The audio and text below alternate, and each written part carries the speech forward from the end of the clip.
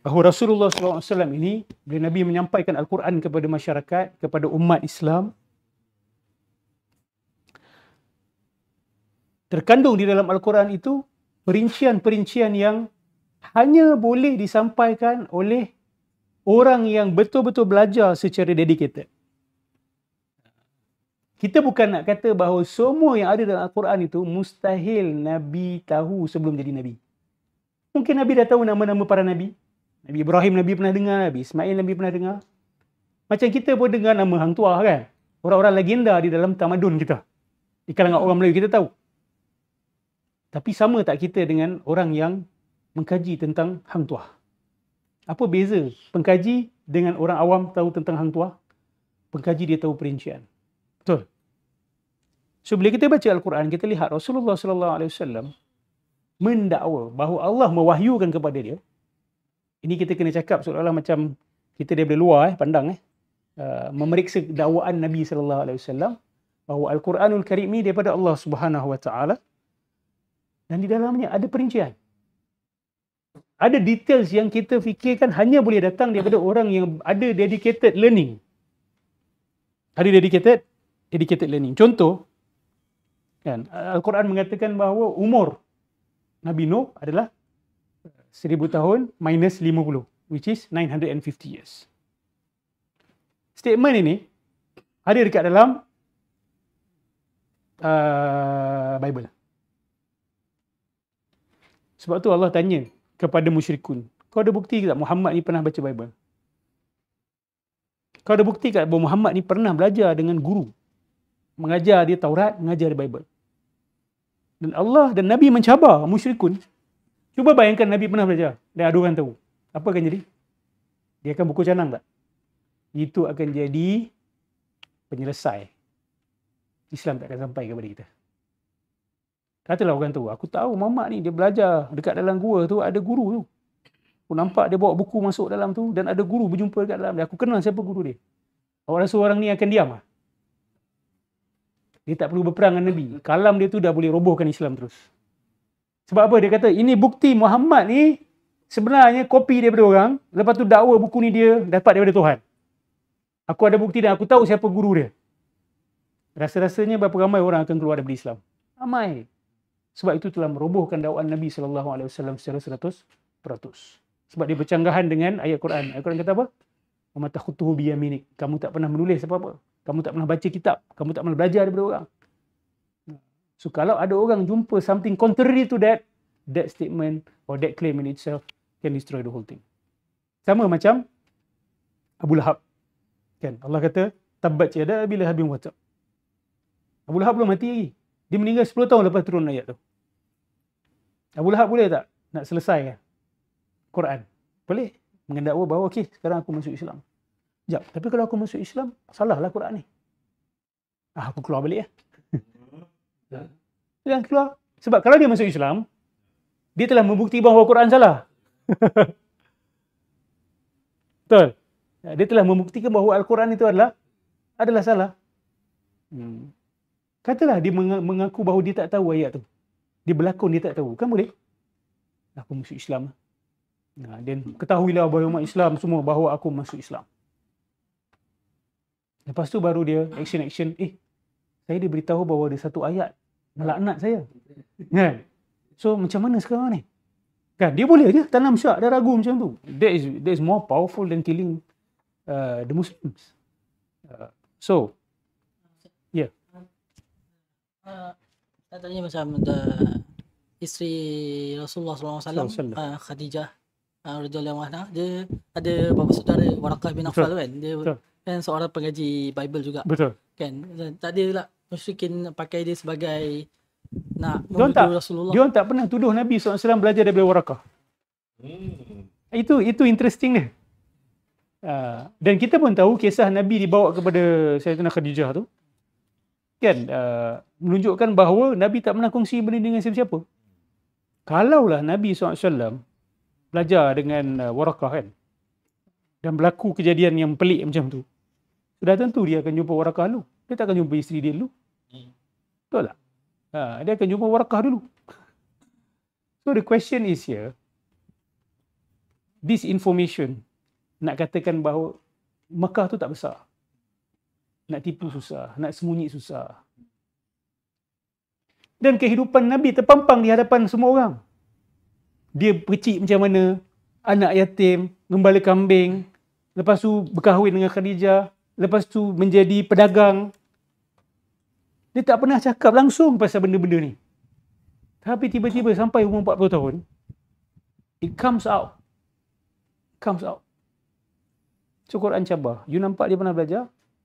Bring forth evidence. Siapa guru dia? Argument ni daripada dulu dah keluar dah. Oh, dia belajar benda ni. So Nabi kata, okay, if you say that I'm learning, then you see me, you know me. So Nabi tanya, then who is my teacher? Siapa? Sebenarnya dia ada candidate yang dia orang bawa. Tapi candidate tu sangat kelakar. Nanti kita akan cerita pasal candidate tu. Dia kata ada seorang ni, dia daripada Rome. Dia ni blacksmith. Dia tak pernah dengar pun, tak pernah jumpa pun. Even the non-Muslims themselves have never spoken about him. Ada cover juga. Oh, yang dia pergi itu sekejap je. Kan? Itu pun dia bertemu dengan Buhairah. Dan Buhairah mengatakan bahawa ni akan jadi nabi. Dia akan jadi nabi. Kita tak nafikan dia pernah jumpa, mungkin dia pernah jumpa Badri. Betul tak? Kita pun pernah jumpa Badri. Berapa ramai orang pernah jumpa Badri? Kan? Ataupun pernah lalu depan temple. Tapi kadang-kadang satu benda pasal agama tu pun kita tak tahu. Tak nak ambil tahu pun. Basic kita tahulah, oh Kristian ni dia sembah Isa. Kan? But for you to come and suddenly speak about what is in the Bible without the internet on that time. Sekarang ni, kita yang duduk dalam bilik 10 tahun, tiba-tiba keluar bercakap pasal agama, tak terkejut. We're not shocked. Kan? Dia dengan dia punya laptop, dia dengan dia punya komputer, dia boleh absorb macam-macam ilmu. Dulu macam mana? Nak dapat buku bukan main susah. Nak belajar membaca, menulis. You tak boleh suddenly, you can read these difficult books. You have to learn how to read, you have to learn how to write. You copy by hand and memorize, kan? Yes. So, the possibilities are nearly zero. Silakan. Tadi siapa yang kata? Pasal kalau sekadar macam dia keluar pada rumah dia, lepas tu dia cakap pasal agama ni, saya nampak macam kecil lagi. Tapi sebab Nabi ni, dia bukannya cakap pasal agama je. Dia macam produce satu, orang kata, moral system yang lengkap, legal system yang lengkap. Tamadun lah. Tamadun kan? Ilmu untuk membina tamadun. Betul. Sampai dia sendiri pun produce benda tamadun juga kan. Dalam masa yang singkat. Yes. Ni benda tu macam, kalau kita cerita kat orang kan, contoh saya cerita kat sahabat kita, cara-cara nak run laptop semua kan. Cerita balik rumah dia nak try dulu benda tu dia boleh buat. Yes. Tapi ni dia nak kena belajar mungkin jadi. Mungkin Roman law nak kena belajar. Kan nature, Greek sciences kan. Lepas tu Egyptian punya. Mekah tak ada semua benda tu. Tak ada. It was known in history. The Arabs do not care about these things. They don't have a library. They don't read and write. They are ummah ummiyah. And the Prophet SAW, bila pergi dia berdagang. Kan? Dia berdagang. Dan dia sampai balik, dia tak boleh membaca. Okay, mendengar cerita adalah. Kita tak nafi. Nabi pernah cerita. Kita pun pernah dengar folklore daripada masyarakat kita. But to give details. This is what the Shaykh is saying. Orang awam boleh tahu cerita-cerita general. Tapi to give details, perincian ni, Allah is telling you no, He knows more. Contoh, mereka tidur dalam gua apa? 300, wasdadu tis'ah. Selalu niatin sini lah, wasdadu tis'ah. You pernah tanya tak? Kenapa Allah nak kena cerita benda tu? Itu a jab to the Jews. We know the details. Kalau Nabi setakat kata, okay, we have heard about the 7 sleepers. Okay, maybe you dengar daripada seseorang. But to give this detail, which is actually secret knowledge among the rabbis sebenarnya. I know your secret knowledge. And I can speak about calendar difference. I've never learned. We are not someone who read and write and count, kan, yang buat mathematical calculation. No, I'm telling you 300 bersamaan dengan 309 tahun. Now, if you don't have papers and pens, macam mana you buat calculation tu? Can you make just a mental calculation? Perbezaan tahun Qamariyah dengan Syamsiah? Kita nak buat sekarang pun susah. 365 hari dengan 354 hari. Agak-agak kalau 300 tahun Syamsiah tu akan tambah berapa tahun Qamariah. Imagine try to do that just with your mind without papers and pens. 54. You minus dulu. Betul tak? 365 minus 354. You dapat berapa? 6 campur 6, 12 lah. So, setiap tahun 12. 12 kali 300. Yes. Yes. Dapat 9 lah. 360 bagi. Sekejap. Is the calculation correct? Sorry. See, susah. I'm just demonstrating that. So, for him, I mean, why? Why is there detail? Just correct me if I'm wrong. Yeah. Zaman tu, they have a habit of shuffling their calendar. Betul? Tak. Dari segi bulan, Yes. bulan, Betul. and then dia tak number the year pun. This is like year of the elephant. Yes. Ni kalau kacau bisnes, kita tangguhkan. Kita tolakkan kalender ni. So memang dia not the habit of calculating even susah. Yeah. Agak-agak dia main. Ya, macam.